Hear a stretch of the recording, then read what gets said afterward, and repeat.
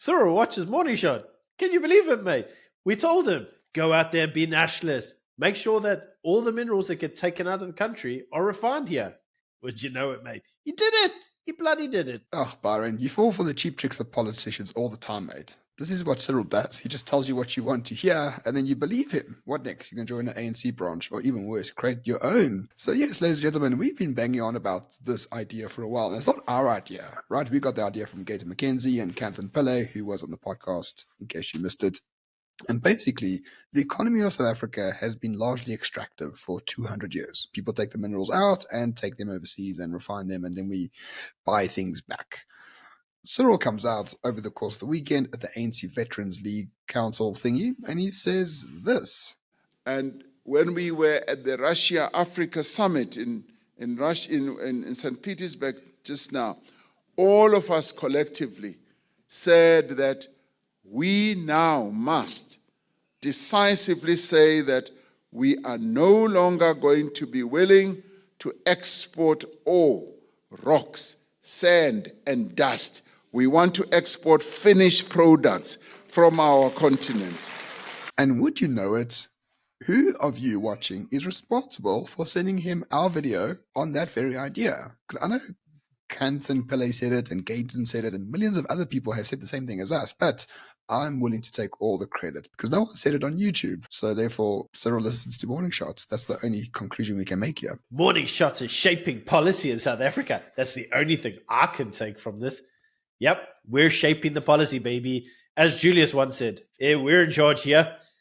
Nah, in seriousness, though, we told him this was a good idea, right? This is a good idea. This is how you create jobs. You don't just extract all your minerals and send them abroad.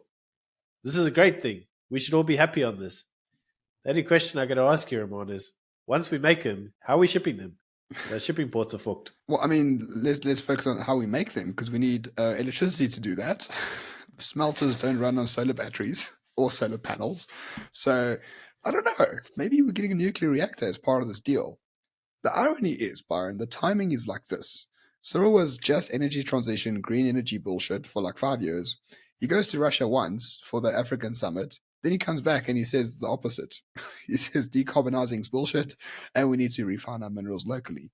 How persuasive is Vladimir Putin? It must be very persuasive. I don't know. Did Cyril have like the FSB pointing guns at his head or something? Because his tact changed immediately after 1 weekend away in Russia. I'd love to know what the meeting with Putin was like. I mean, we've asked the man for a few interviews a couple of times and he's just like, hey, white boy is footsick.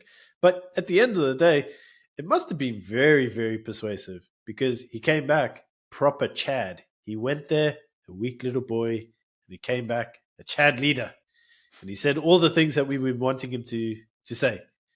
Question is, Ramon, how many of them is he actually going to do? Because let's face it, Cyril's very good at saying things, not so good at implementing them. Yeah, it's the ANC curse. Say a lot, do very little. But unfortunately, Byron, what does that make us? Are we Russian shills, ANC shills, nuclear energy shills, multipolar world shills? Like, I don't know. The shilling is getting out of control here. We were DA shills for the longest time, and then that check they promised to send us never seemed to come in the post. We all know that's because the post office liquidated, and let's face it, was never actually going to arrive, was it? But you know, ANC's check, it will turn up eventually, like all the other promises they made. I mean, I see no reason to doubt them. I like what the man has to say, mate. I really do. I think it's got great potential. This is exactly where I think South Africa needs to be. It needs to be making its own products. It needs to be back to a manufacturing hub. We need to get back to number one in manufacturing on the continent.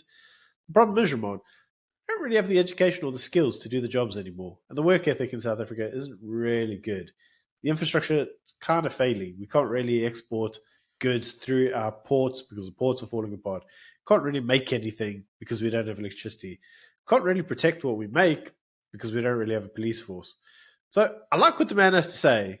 There's great ideas, and if implemented, would reduce unemployment in the country. But is it really feasible? And that's the question I think we really should be focusing on. So for now, it's a welcome change of pace and policy from the president, but unlikely to make any material changes in any meaningful way to South Africa as we know it. And that's the sad part.